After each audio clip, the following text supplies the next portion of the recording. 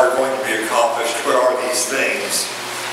They are the second coming and the close of the age. What we're discussing here is the study of end times, the judgment, the resurrection of the dead, the second coming.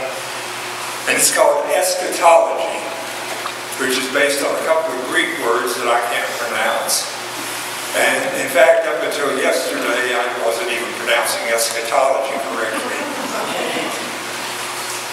So I am glad I looked that up before I made a complete fool out of myself here. But it is the study of the end days. And in the years that I have been serving as a lay preacher, it's something that I have avoided every chance that I have been given, because it is a complicated subject. And also because so much of it is prophecy.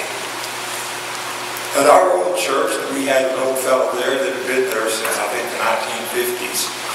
And he used to say that the proof of prophecy is in the fulfillment thereof. Which means you don't see it coming until it's already happened.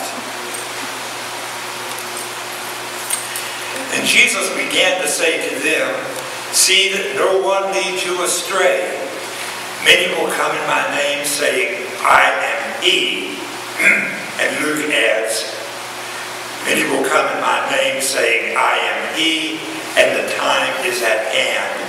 Do not go after them." And then Mark continues, "And they will lead many astray."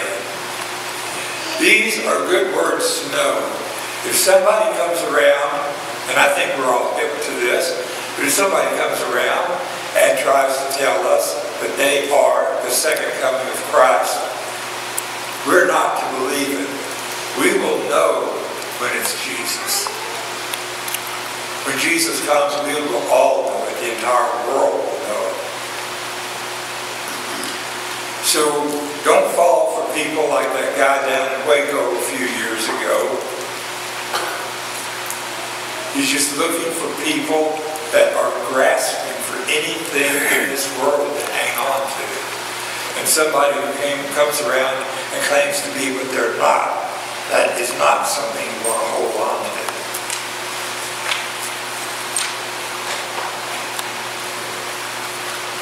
And now it really starts getting dicey.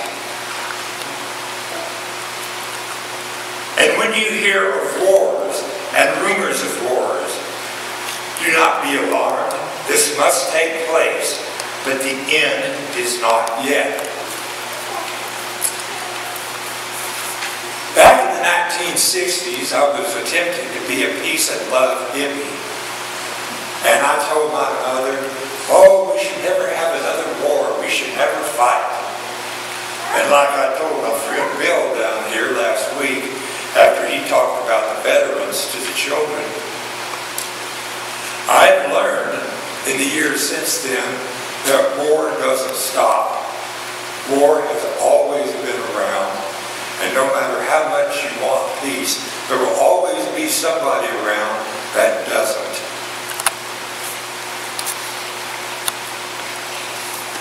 So there will always be war.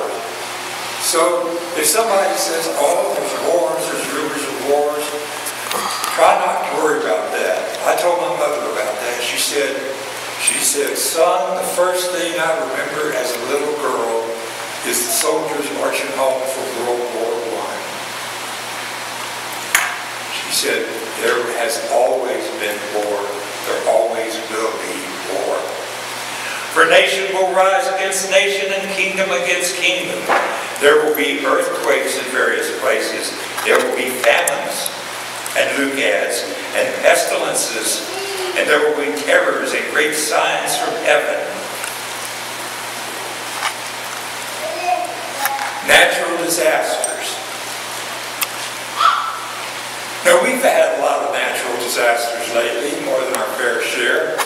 2012 is likely to go down as the hottest year on record in this country. Plus, we've had Superstorm Sandy. We've had massive drought. And worldwide, yes, there are earthquakes, there are tsunamis, there are floods. The North Pole is melting. Does this spell out the end? I don't know. It sure makes a person nervous to think about it. But we do not know these things.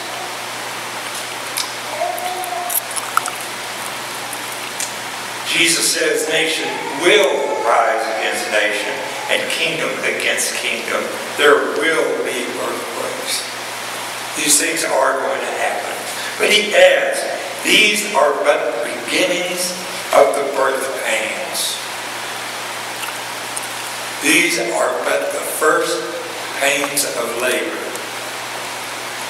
The child that they will eventually produce is not on its way yet.